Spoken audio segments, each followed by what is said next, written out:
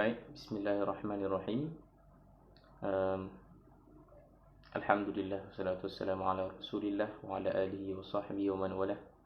Asyhadu an la ilaha illallah wa asyhadu anna Muhammadan abduhu wa rasuluh. Rabbi shrah li sadri wa yassir li amri wa hlul 'uqdatam min lisani yafqahu qawli, amma ba'd.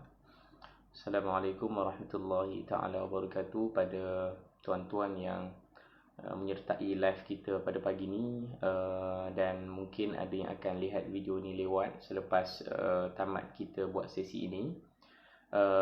Boleh jemput lagi kawan-kawan yang lain untuk kita bersama-sama dalam perkongsian pada pagi ni, insya-Allah.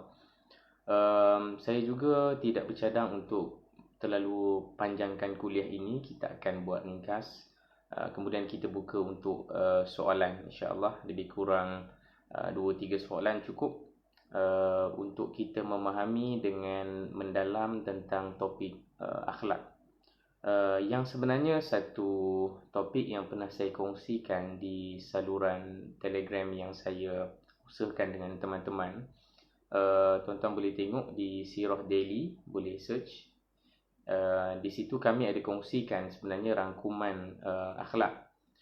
Punca kenapa perkara tersebut menjadi perhatian kami adalah kerana ketika PKP ini berlangsung, kalau tuan-tuan ingat, sejak awal, sejak Jumaat pertama yang agak menyerabutkan kita itu, sentiasa bermain di media sosial, sentiasa bermain di pergaulan kita satu isu, iaitu kita ini bila datang masalah, kita mula teruji akhlak-akhlak yang mungkin selama ni kita mampu lakukan. Okay? Ada orang ketika tidak ada masalah, dia boleh bersabarlah. Dia boleh menjaga lisan dia, dia boleh menjaga amarah dia, dia boleh memelihara tindak tanduk dia ketika tidak ada masalah. Tapi ketika masalah datang, ketika cabaran itu datang, barulah di situ kita ini akan diuji. Adakah kita sebenar-benarnya penyabar? Adakah kita sebenar-benarnya seorang yang tahu menahan marah? Yang Nabi sebut dalam satu hadis, laisa syadidu bisur'ah. Bukan orang yang hebat ni adalah orang yang paling hebat dari segi kekuatannya, paling kuat sekali, mendabik dadanya. Tapi Nabi sebut orang yang syadid, orang yang hebat ini adalah tahu menahan marahnya. Maka memang betul akhlak kita ni akan betul-betul kita fahami dia wujud atau tidak dalam diri kita ketika berlakunya satu masalah. Dan COVID-19 yang kita hadapi sehingga ke hari ini, telah lebih 30 lebih hari kita berada di rumah masing-masing, kita akan terujilah sebab dia satu masalah yang sangat ajib, sangat besar, sangat memeranjatkan. Tidak pernah salah seorang pun daripada kalangan kita ni mungkin ada pengalaman yang begitu. Setelah sekian lama dunia ni tidak dilanda satu pandemik yang sedahsyat ini. Sedangkan sejarah yang lampau telah menunjukkan mereka juga melalui perkara yang sama. Itulah kekurangan kita. Kita mungkin pengalaman pertama, tapi inilah peluang untuk kita pelajari dan dalami semula tentang akhlak supaya kita boleh letakkan diri kita ni pada kedudukan yang betul, dengan akhlak dan peribadi yang betul. Jika tidak, kita akan menghadapi tempoh PKP ini penuh dengan masalah. Lagilah pula kita dah nak masuk bulan Ramadan, sangat perlu untuk kita memerhatikan perkara yang seasas akhlak ini. Baik, dan saya akan ringkaskan perkongsian saya kepada 3 akhlak yang utama, yang saya rasa inilah perkara yang hilang sepanjang tempoh-tempoh yang awal ini. Dan sedangkan ini adalah satu akhlak yang sangat asasi untuk para sahabat, bahkan Nabi kita sendiri. Baik. Saya bermula dengan satu ayat Al-Quran yang mungkin tuan-tuan pun tahu daripada surah Al-Baqarah 155. A'udzubillahi minasyaitonirrajim. Wa lanabluwannakum bisyai'in minal khawfi wal ju'i wa naqsim minal amwal wal anfusi wath thamarat wa basyyiris sabirin. Okay. Inilah akhlak pertama yang menjadi identiti para sahabat. Generasi yang awal, mereka ada satu akhlak yang sangat istimewa, iaitu mereka ni penyabar. Nanti saya akan ulas secara lebih tepatlah dengan maksud sabar ini. Okay. Terjemahan ayat tadi adalah, sungguh kami ini akan benar-benar mendatangkan ujian kepada kamu semua bisyai'im minal khawfi, yang ia datang dalam bentuk ketakutan, wal ju'i, kelaparan, wa naqsim minal amwal, harta itu berkurang, wal anfusi, jiwa kamu pun menjadi kurang, was samarat, dan harta-harta kamu pun dan pemilikan kamu pun, ternakan-ternakan kamu pun berkurang, terkesan dengan ujian yang turun itu. Wabashshirus sabirin, dan berikanlah khabar gembira kepada orang yang sabar. Dan perkataan sabar ni diulas oleh ayat seterusnya 156, alladzina idza asabathum musibatun qalu. Mereka ini adalah apabila datangnya musibah, mereka berkata, inna lillahi wa inna ilaihi raji'un. Sesungguhnya kami ini, kita ini milik Allah Ta'ala, wa inna ilaihi raji'un, dan kepadanya lah kita ni semua akan pulang. Baik. Apa yang diperincikan oleh ayat ini sebenarnya, dia telah menggambarkan apa yang bersarang di fikiran kita, di emosi kita sepanjang tempoh awal PKP sampai ke hari ini. Iaitu kita semua takut. Dan ketakutan ni satu perasaan yang bahaya.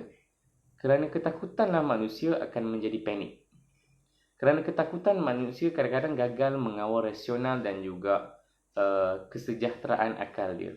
Sebab tu kadang-kadang sepanjang tempoh PKP ni, orang akan buat tindakan-tindakan yang di luar daripada kesejahteraan manusia dia tu. Selama ni kita cukup je makan kita tak pun berebut nak membeli barang dan sebagainya. Tetapi kerana terlalu takut dengan masa depan, khauf, takut dengan nanti macam mana, nanti kalau begini macam mana, ketakutan ini telah menimbulkan satu satu sikap tidak rasional dalam tindakan. Sebab tu kita jadi panik, kita tiba-tiba jadi kedekut, kita tiba-tiba jadi selfish, utamakan diri sendiri. Itu semua berasal daripada tidak sabar ni. Maka ujian takut bahaya. Kerana ketakutan boleh menyebabkan orang lupa segala-galanya. Kan hadis tentang kiamat, seorang ibu pun akan terlupa dia ada kandungan dalam perut dia sampai kandungan itu keluar daripada perut dia dan dibiarkan begitu sahaja. Ini gambaran takut. Dia melahirkan panik dan sebagainya. Maka segala masalah yang muncul di awal PKP, orang panik membeli macam-macam makanan, sehingga ada orang yang sebenarnya memerlukan juga sebagaimana dia tidak dapat memiliki bahkan sebuku roti gardenia pun menjadi barang komoditi yang berharga pada waktu PKP ini. Berpunca daripada rasa takut dan kita tidak sabar. Ju'is, lapar. Mungkin tuan-tuan yang mendengar kuliah ini bukan tergolong dalam kalangan mereka yang lapar. Tapi saya yakin tuan-tuan mendapat respon dan juga sapaan daripada orang-orang yang lapar di luar sana. Saya sendiri pun saya tak tahu dari mana dia dapat nombor dan sebagainya. Tapi kita dihubungi, ni saya secara peribadi, dan dia minta bantuan makan minum, beli pampers anak dan sebagainya. Ya, masalah ekonomi akan muncul dan kita rasakan benda tersebut. Mana-mana orang pun, orang kaya atau miskin, merasakan kesan ekonomi kepada COVID-19 di waktu sekarang pun. Dan kita semua tidak boleh bayangkan apakah keadaannya orang yang selama ini, sebelum tempoh PKP ini sendiri pun, mereka itu merasakan kehidupan mereka cukup-cukup makan saja. Kais pagi makan pagi, kais petang makan petang. Maka kita tak faham apa yang berlaku kepada mereka waktu PKP ni. Kalau orang macam saya dan maybe kebanyakan daripada pendengar live ini, kita mungkin boleh work from home, kita boleh bekerja dari rumah. Kerana pekerjaan kita tidak memerlukan kita untuk ke site, ke lokasi kerja kita. Tapi ini berbeza dengan orang-orang yang kebanyakan di luar sana. Kerja mereka memang kena ke lokasi. Dah kalau kerjanya kerja yang kasar, misalnya nak melayan tetamu di kedai makan ke, ataupun apa-apa sajalah pekerjaan yang tuan-tuan boleh bayangkan, maka bagaimana mereka nak work from home? Okay. Dan saya mungkin tidak boleh juga bayangkan bagaimana orang nak PKP sedangkan rumahnya rumah yang ada ruang yang sangat terhad. Apakah kesan kepada emosi dan psikologi mereka? Kerana kita yang rumah kita yang sederhana ni pun kita merasakan tertekan. Bahkan orang-orang yang duduk di rumah banglo pun tertekan kenapa tak boleh keluar rumah. Sedangkan selama ni kita bersosial dengan sangat banyak. Kita lebih banyak di luar daripada dalam rumah sendiri. Waktu di rumah tu agak terhad juga. Bayangkan orang yang rumahnya hanya sekangkang kera, tidakkah ini mendatangkan kesan tekanan kepada minda mereka? Dan ini satu cabaran besar yang dilalui oleh kalau kita boleh sebut majoriti rakyat Malaysia. Dalam kajian yang saya pernah baca, lebih 80% daripada orang yang miskin ini tidak ada simpanan pun untuk melalui bulan hadapan kalau bulan depan tak ada gaji.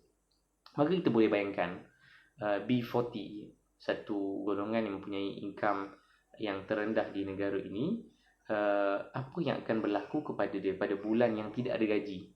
Tentu sekali satu cabaran yang sangat susah. Nak bekerja pun tak boleh nak cari kerja sebab ini bukan masanya untuk kamu keluar rumah. Sebab itu kita tahu kesan wa naqsim minal amwal dan ju' ini adalah satu kesan yang kita rasai sekarang. Saya simpulkan di hujung sekali Allah sebut wabashshiris sabirin dan berilah khabar gembira kepada orang-orang yang sabar. Sabar ni satu perkataan yang special, tetapi bahasa Melayu telah hadkan maksud sabar itu kepada sabar ya. Mungkin tuan-tuan, makcik-makcik, kawan-kawan semua biasa menggunakan perkataan sabar pada maksud tersebut ya.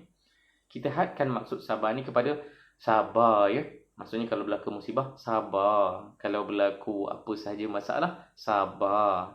Itu adalah salah satu daripada banyak maksud yang lain yang berkaitan dengan sabar juga. Kerana kita pelik, dalam Al-Quran ada sebut satu ayat. Ketika perang Badar, dalam suratul Anfal, Nabi SAW diberikan satu motivasi oleh Allah Ta'ala, Hardil mu'minina 'alal qital. Gesakanlah orang-orang mukmin ni untuk berperang. Iyyakum minkum 'ashruna sabirun yaghlibu mi'atain. Kalau ada 20 orang yang sabar, dia akan menewaskan 200 orang yang lain. Maka ayat ni ayat yang pelik lah kalau kita tafsirkan dengan maksud bahasa Melayu kita. Adakah orang yang pergi perang tu dia kena sabar, sabar? Maka perangnya, orang yang berperang tu akan tewas lah. Kerana ketika perang dia tak boleh sabar. Orang bunuh kita, sabar. Orang mati seorang lagi, sabar. Tak boleh. Kerana itu bukan maksud sabar semata-mata. Maksud sabar ni lebih luas daripada apa yang mungkin kita terjemahkan dengan bahasa Melayu kita. Sabar ni dikaitkan dengan al-hasru, halang, tahan. Maka sabar ni kalau saya boleh memilih satu terjemahan lain adalah rational, terkawal. Itu adalah maksud sabar. Maka dia boleh diterjemahkan dengan situasi yang berbeza-beza. Kalau dalam situasi perang, apakah rasional yang paling penting sekali? Ketika perang Badar, ketika sahabat berperang tanpa ada kelengkapan yang cukup. Kerana asalnya mereka pergi ke medan Badar bukan untuk berperang asalnya, tapi untuk merampas satu kafilah bisnes yang turun daripada Syam yang dibawa oleh Abu Sufyan. Maka bila Allah menyebut Ashruna sabirun, 20 orang yang sabar, dengan maksud orang-orang ni rasional. Baik, kita telah bertemu dengan satu pasukan. Sekarang ni Allah telah tentukan kita akan berperang. Apa nak buat? Kita rasional. Kita bersabar. Kita tenang. Kita fikir elok-elok. Kan Allah yang aturkan berlaku begini. Kan Rasul yang memimpin kita dalam peristiwa ini. Tidakkah kita ni mahu rasionalkan fikiran kita? Jomlah mara ke depan. Apa pun yang ada kita bawa. Kalau ada pelepah tamah, ya kita bawa pelepah tamah.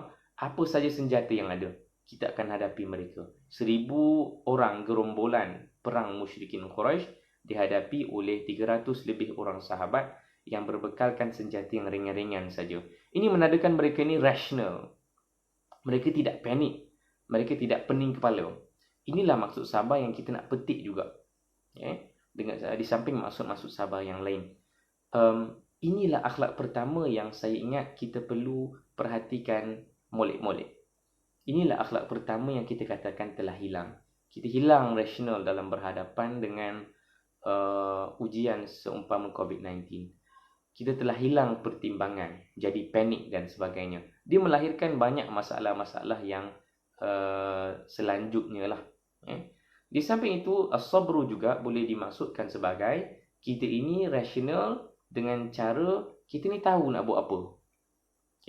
Orang yang panik biasanya, misalnya lah, kalau kita ditimpa satu penyakit ataupun kita dikejar seekor haiwan, anjing kejar kita.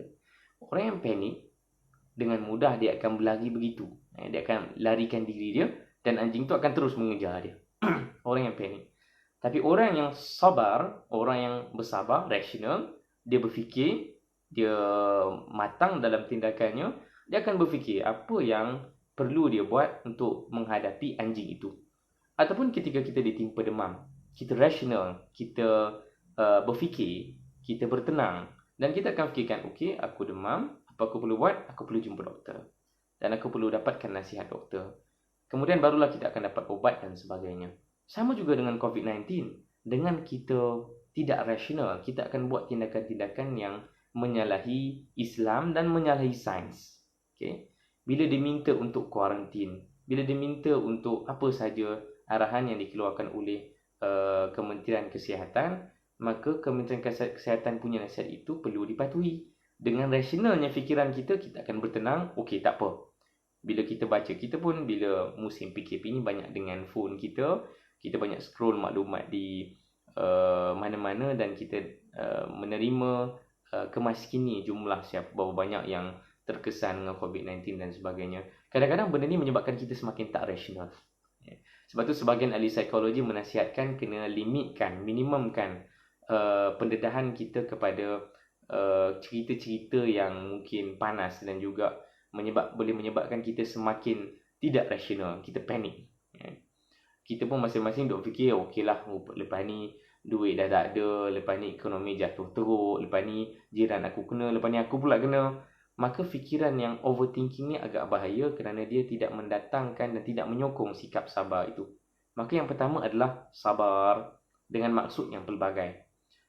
Sikap kedua yang saya nak kongsikan adalah satu akhlak yang disebutkan sebagai qanaah. Satu akhlak yang namanya qanaah. Okey. Apa itu qanaah? Qanaah ini kalau saya ringkaskan maksudnya yang diurai oleh misalnya Ibnul Qayyim dalam kitabnya menguraikan maksud qanaah ini adalah berpada-pada, bercukup-cukup. Berpunca daripada ujian yang menimpa kita, dia akan menyebabkan kita ini rasa insecure, kita rasa tak selamat. Kita rasa diri kita dalam satu krisis dan kita akan cuba untuk menyelamatkan diri kita. Itu satu sikap yang betul, tetapi kebiasaannya juga dia macam package lah.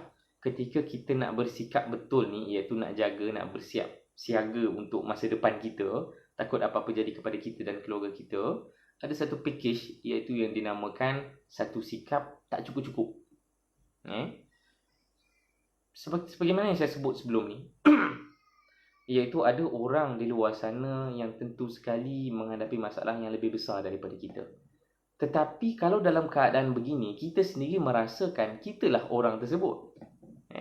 Kadang-kadang kita ni merasakan kita adalah orang yang memerlukan bantuan. Kita adalah orang yang paling teruk sekali kena masalah ekonomi berkenaan dengan COVID-19 ini. Sikap begini sebenarnya adalah sikap yang agak bahaya dan qanaah adalah ubat kepada masalah tersebut. Kalau kita sebut tentang duit, dia akan berkait dengan perkataan kaya, kan? Soal kekayaan adalah satu soalan yang penting untuk kita fahami dengan betul. Hamka dalam satu karangan beliau Tasawuf Moden, tuan-tuan boleh cari kitab ini dan baca. Kerana ada satu bab yang menceritakan tentang hakikat kekayaan. Bila kita sebut tentang kaya, apa yang tuan-tuan faham tentang kaya, ya? Saya sendiri pun faham kaya itu adalah orang yang paling banyak duit. Untuk kita motivasikan diri kita dan fahami betul-betul erti kaya, kita kena tahu apakah asal usul perkataan ghani, kaya tu. bila disebutkan fa inna Allah ghaniyun 'anil 'alamin, bila kita sebut Allah itu kaya, Allah itu maha kaya, Allah itu kaya berbanding sesiapa saja pun di seluruh alam ini, kita kena memahami apa erti kaya itu sendiri supaya kita tidak salah tafsir tentang erti kaya dan kita mengejar benda yang salah. Bila kita kata Allah maha kaya, apakah maksudnya? Dalam satu ayat dalam Quran menyebutkan waman kafara fa inna Allah ghaniyun 'anil 'alamin. Ini ayatnya. Faman kafara, siapa yang kufur kepada Allah Taala, fa inna Allah ghaniyun 'anil 'alamin. Allah itu maha kaya berbanding dengan isi alam. Apa maksud dia? Bila kita kata seorang tu kaya, dalam fikiran kita yang manusiawi ni, kita faham orang kaya ni orang paling banyak duit lah. Kerana itu pandangan mata kita. Tetapi tafsiran Hamka terhadap erti kaya adalah satu tafsiran yang sangat menarik kerana dia merujuk kembali kepada ayat-ayat dalam Quran yang mengatakan Allah maha kaya. Apa maksud Allah maha kaya? Maksud maha kaya Allah ghaniyun dekat sini adalah dengan maksud Allah itu tidak memerlukan pun seorang atas muka bumi ini, tidak pun Allah perlukan. Bila kita beribadah kepada Allah Ta'ala, adakah Allah memerlukan ibadah kita? Tidak. Kerana Allah itu maha ghani, maha tidak memerlukan. Mungkin kena terjemahan barulah kepada maksud Allah maha kaya. Allah maha tidak memerlukan. Adakah Allah memerlukan harta kita? Tidak. Adakah Allah memerlukan zikir kita? Tidak. Kita yang perlukan. Maka dalam kes ini, bila kita kata ghani, kaya, dia bukan dengan maksud orang yang paling banyak memiliki. Dia adalah orang yang paling minimum sekali keperluannya. Dengar elok ketikan ini. Orang yang kaya, yang sebenar-benar kaya, bukan orang yang paling banyak harta, tapi orang yang paling minimum keperluannya terhadap harta tersebut. Dan ini akan membentuk sikap qanaah yang betul. Sebab orang tidak bersikap qanaah, dia rasa tak cukup. Dengan apa yang dia ada, itu dia rasa tak cukup kerana tidak ada sikap qanaah. Dan sikap qanaah ni tak muncul kerana dia rasa dia perlu lebih, dia perlu banyak. Dan ini bertentangan dengan maksud kaya pun sebenarnya. Maka tuan-tuan, untuk menjadi kaya dengan maksud yang sebenar-benarnya, kita tidak perlu pun untuk menjadi orang yang paling banyak harta. Kita hanya perlu menjadi orang yang paling minimum sekali keperluan dan kegantungannya terhadap harta. Itulah orang yang paling kaya yang hakikatnya. Orang yang kaya yang kita faham selama ni mungkin adalah orang-orang yang T20 lah, top 20% di Malaysia ini, yang mereka ini kaya raya dari segi hartanya. Kalau kita nak kata B40 paling kaya, tidaklah. Kita kata M40 paling kaya, tidak juga. Kerana kita semua akan anggap diri kita ni miskin sajalah. Tapi kalau kita faham erti kaya yang sebenar-benarnya, dia bukan kaya pada harta, tetapi kekayaannya adalah kepada minimumnya kehendak kita, minimalnya kita punya keperluan kita terhadap harta itu sendiri. Kita lihat sahabat misalnya. Siapa sahabat yang kaya? Kita tengok Nabi dululah. Nabi SAW sebagai satu contoh yang paling mulia dan paling utama. Betul. Bila kita kata tentang Muhammad SAW, tidakkah kita tahu Nabi kita sebenarnya orang kaya? Apa buktinya? Nabi berkahwin dengan Khadijah, antara perempuan yang paling kaya di Mekah. Kerana dia ada salah seorang suami yang dia kahwini sebelum Nabi SAW, kaya raya yang tidak ada waris, maka harta tu pergi pada dia. Dia kaya raya. Dan dia selalu investkan duitnya untuk pergi ke Syam berniaga. Satu ketika tu dia bertemu dengan Muhammad SAW, akhirnya dikahwini Nabi kita, maka Nabi mendapat harta Khadijah. Selama berkahwin pada umur 25 tahun, sehinggalah umur 40 tahun, ada masa lebih kurang 15 tahun. 15 tahun berniaga, orang yang sebaik dan sekualiti Muhammad SAW, tidakkah dia akan menjadi orang yang kaya? Dan benar memang Nabi orang yang ada harta. Tapi apa yang jadi sebenarnya kepada harta dia? Sedangkan Muhammad SAW ketika berhijrah dengan Abu Bakar, kan kita tahu cerita Abu Bakar akhirnya memberikan unta sebagai hadiah kepada Nabi SAW untuk berhijrah. Di mana unta Nabi? Di mana unta Nabi? Kalau kita kata Nabi kaya, kenapa Nabi tidak ada seekor unta pun untuk berhijrah? Sampai Abu Bakar menghadiahkan unta, tetapi Nabi tolak. Nabi beli unta tersebut, bukan terima hadiah kosong. Okay. Untuk kita memahami Nabi kita, meskipun dia kaya, tetapi bukan diperlukan harta itu. Harta itu dihabiskan ke jalan Allah Ta'ala. Beri kepada orang, bebaskan hamba, dan sebagainya. Okay. Juga Nabi SAW diriwayatkan tidak pernah pun makan daging yang betul-betul sedap, yang cukup masak dan sebagainya. Bahkan diceritakan Nabi pernah ikat perut Nabi dengan batu, menandakan Nabi SAW sebenarnya harta yang banyak itu bukan untuk dia, kerana dia tidak memerlukan semua harta dia. Ini pun satu salah faham tentang sifat qanaah juga. Qanaah ni bukanlah menyebabkan tuan-tuan yang mungkin sekarang ni ada duit banyak, semua duk sedekahkan duit, malas nak kerja lagi, nak hidup miskin. Qanaah bukan erti hidupnya miskin. Maybe dia ada duit yang banyak, kaya dari segi duit, tetapi dia tidak berkehendak kepada semua harta dia.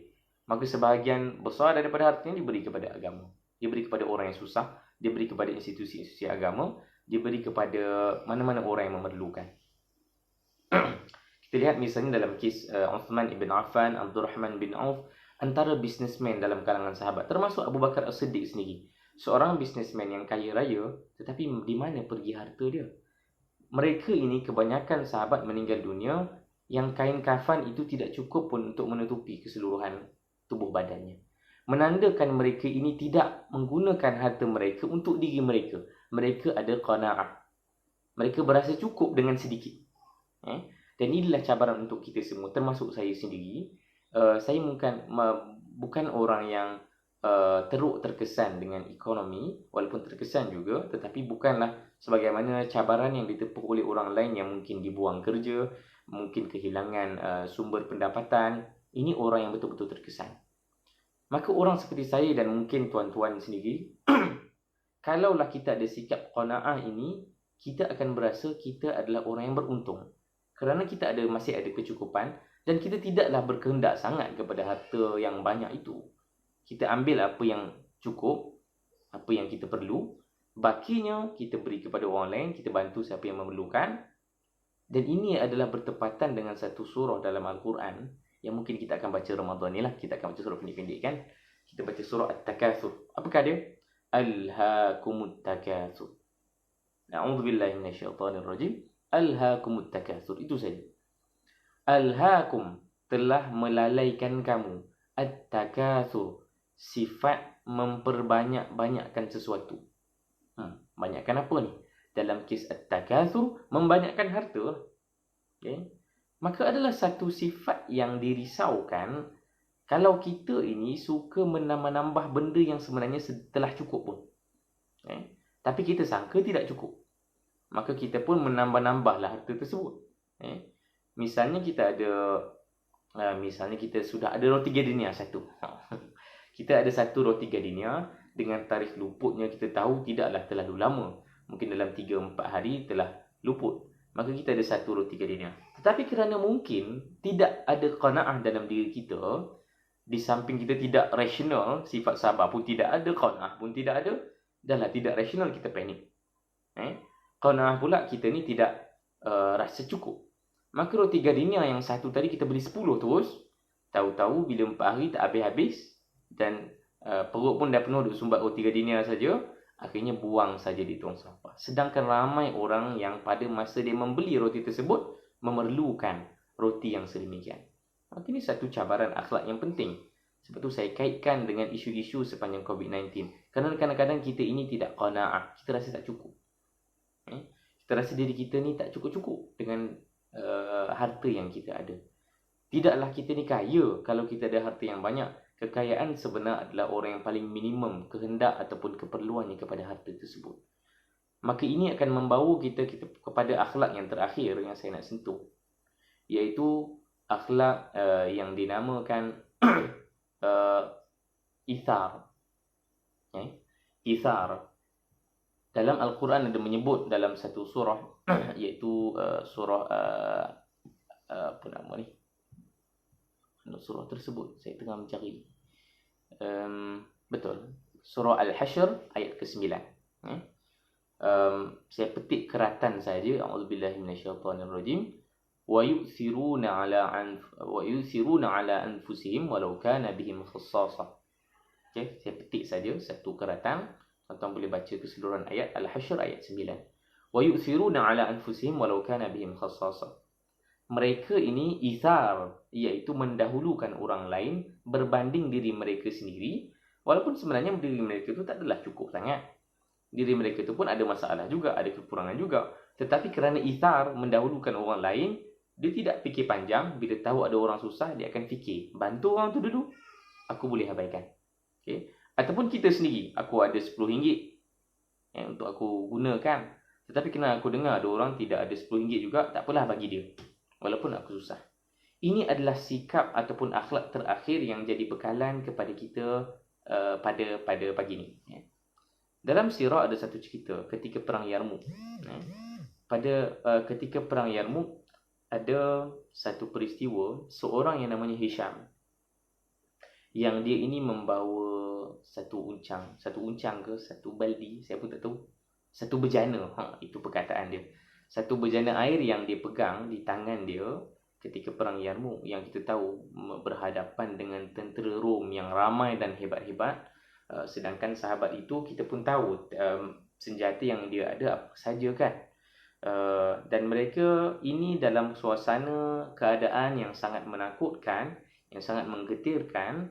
Dan Hisham ini, dia nampak sepupu dia sedang nazak. Dia cedera parah dan sepupunya sedang nazak. Dan ketika dia bertemu dengan sepupu dia, dia tawarkan bejana air yang dia bawa tu, dia nak tuang ke mulut sepupu dia. Ketika dia nak tuang, dia dengar satu suara di belakang. Suara apa tu? Suara orang sakit. Dia terdengar satu jeritan, satu teriakan di satu lokasi lain di medan Yarmouk ini. Maka sepupunya tadi bagi tahu, pergi pada orang tu dulu, aku okey lagi. Maka Hisham ini tadi pun bergegaslah pergi ke orang yang kedua. Maka orang yang kedua ni pula, ketika Hisham betul-betul nak tuang bejana air tadi masuk ke mulut dia untuk dia minum, terdengar jeritan yang ketiga. Maka orang yang kedua ini tadi beritahu kepada Hisham, kamu pergi ke orang yang ketiga tu. Kamu pergi kepada orang itu. Aku tak apa, aku boleh bertahan lagi. Maka bila Hisham sampai ke jeritan yang ketiga tadi, Hisham mendapati orang tersebut telah pun meninggal dunia.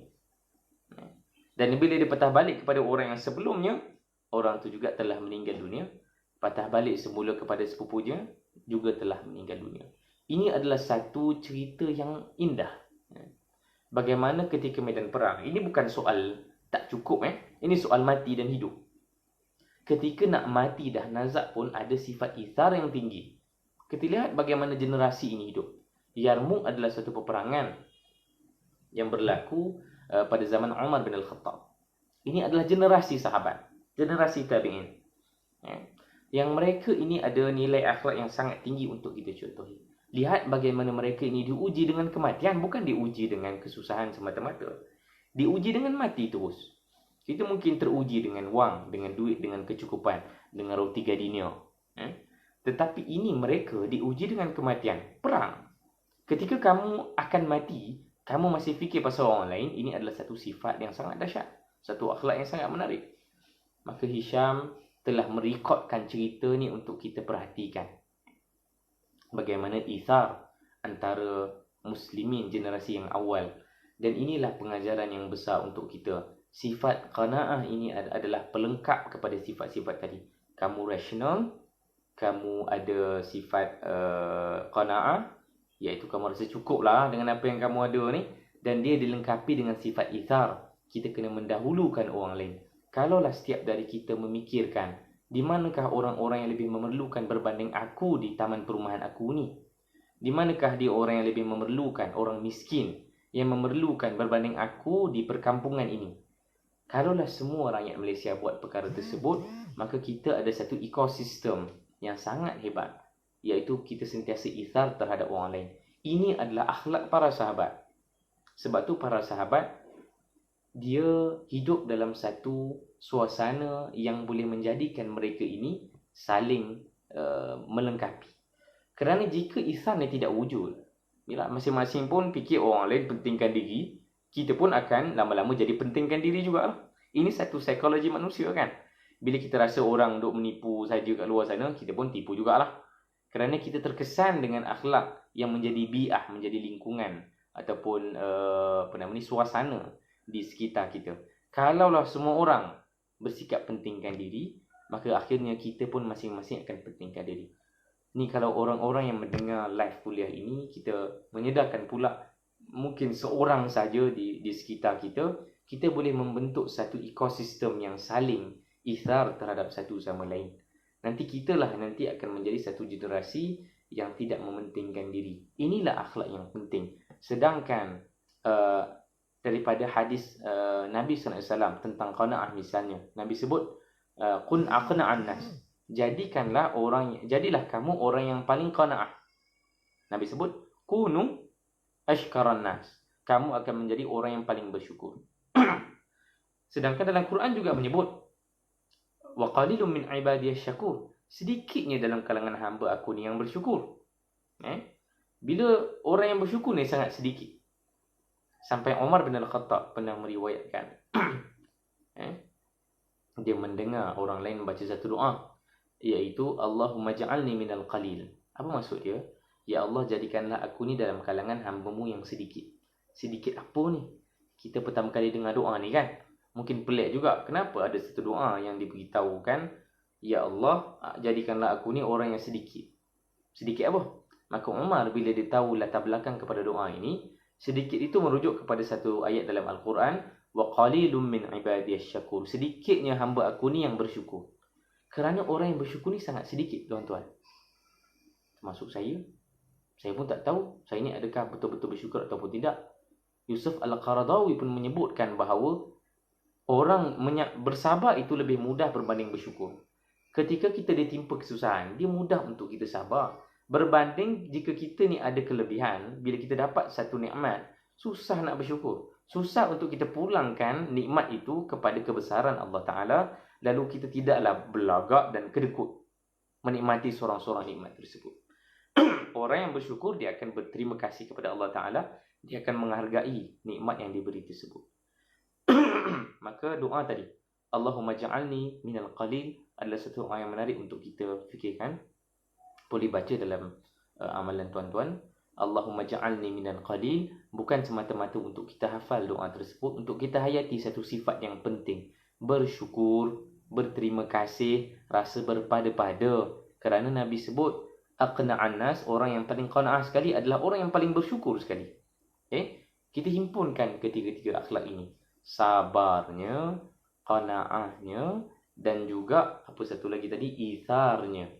Kalaulah ketiga-tiga ini bergabung dalam tubuh kita, kita mudah-mudahan akan menjadi Muslim yang berjaya membentuk satu ekosistem masyarakat sebagaimana kehidupan para sahabat. Kerana sahabat hidup saling memberi kepada orang lain. Kerana sahabat hidup dengan ketiga-tiga akhlak yang mulia ini. Uthman ibn Affan hidup dengan akhlak ini. Uthman bin Affan kaya kan? Dia orang yang rasional. Dia tahu hidup memerlukan duit. Dia bukan terserah kepada Allah Ta'ala sajalah.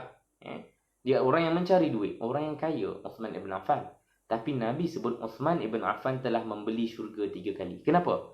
Ada 3 kali Nabi tawarkan, siapa nak beli ni? Siapa nak beli ni? Siapa nak beli ni? Dan wakaf kepada Islam. Maka Uthman yang angkat tangan, biar aku yang buat. Dan Uthman telah membeli syurga 3 kali. Antara peristiwanya adalah membeli telaga rumah. Telaga ini adalah milik orang Yahudi. Orang Islam bila sampai ke Madinah, mereka tidak ada telaga personal mereka. Mereka terpaksa membeli air daripada Yahudi. Dan Uthman telah membeli satu telaga dan diwakafkan kepada Islam. Zaman itu air adalah komoditi yang paling utama. Bukan minyak lah. Unta tak pakai minyak. Air. Dan Uthman juga telah membeli syurga buat kali yang berikutnya bila Nabi offer siapa nak finance ataupun nak taja satu pasukan perang. Jaish al-Usrah. Iaitu tentera yang akan berangkat ke medan Tabuk. Bertemu dengan Rom. Maka memerlukan kelengkapan yang besar. Maka Uthman ibn Affan sekali lagi, dia mengeluarkan wangnya beri kepada agama. Ini kan sifat yang penting. Kamu sabar. Kamu juga qanaah. Cukuplah. Ya duit aku banyak. Uthman kaya. Tapi bukan semua aku perlukan. Qanaah. Ithar. Dia mendahulukan hartanya kepada orang lain. Uthman ibn Affan walaupun dia kaya, Tetapi akhirnya dia meninggal dunia sebagaimana sahabat yang lain, bukanlah meninggal dunia dalam keadaan yang bermewah-mewah. Dia hanyalah orang biasa yang kain kafannya tidak pun melengkapi satu tubuhnya ketika dikafankan. Itu saja saya rasa perkongsian yang saya nak bawakan pada pagi ini. Telah 45 minit rupanya kuliah kita pada pagi ini, dan masa yang berbaki ini saya nak buka untuk soalan jika ada lah. Kalau tidak ada, kita akan tutup saja insya-Allah. Silakan tuan-tuan kalau ada soalan.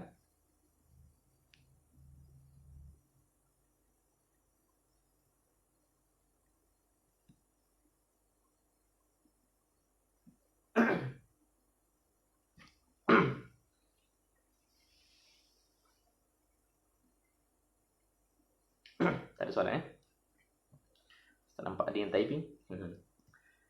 Okey. Alhamdulillah kita sudah di hujung kuliah, dan terima kasih buat yang sudi bersama pada pagi ini, dan saya harapkan perkongsian ini menjadi satu mata rantai lah, dia tidak berhujung di sini. Saya harapkan tuan-tuan lah yang berperanan untuk menyampaikan perkara ini, bukan dalam bentuk kuliah macam ni ya. Ceritalah akhlak ni dengan mood ataupun dengan cara yang paling sesuai dengan anak-anak tuan-tuan, dengan keluarga tuan-tuan, dengan jiran-jiran tuan-tuan, dengan cara yang lebih sesuai dengan mereka, supaya kita dapat didik masyarakat kita dengan akhlak-akhlak yang murni ni. Kerana Islam adalah agama akhlak. Ketika menentukan apakah kalimah yang muradif ataupun yang sesuai dengan Islam untuk diterjemahkan Islam tu apa, seorang tabi'in, seorang alim, dia mengatakan Islam adalah agama akhlak. Sebelum kamu beribadah, sebelum kamu nak cakap kamu ni Islam kerana kamu sembahyang, kamu ni Islam kerana kamu apa sajalah yang berkaitan dengan agama, kamu pakai jubah ke, kamu pergi ke Mekah ke, Islam yang utama adalah akhlak. Itu adalah imej yang paling awal perlu diterjemahkan sebagai seorang Muslim. Kamu kena ada akhlak. Dan ini adalah modal kehidupan kita sebagai seorang Muslim. Mudah-mudahan saya sendiri, saya adalah wasilah ataupun alat saja untuk menyampaikan ilmu yang saya petik daripada orang lain pun untuk kepada tuan-tuan. Saya sendiri perlu belajar banyak, saya sendiri pun perlu didik banyak untuk menghidupkan akhlak dalam diri saya. Mudah-mudahan pertemuan pada pagi ini ada manfaat untuk tuan-tuan. Aqulu qawli hadza astaghfirullah li wa lakum. Assalamualaikum warahmatullahi wabarakatuh.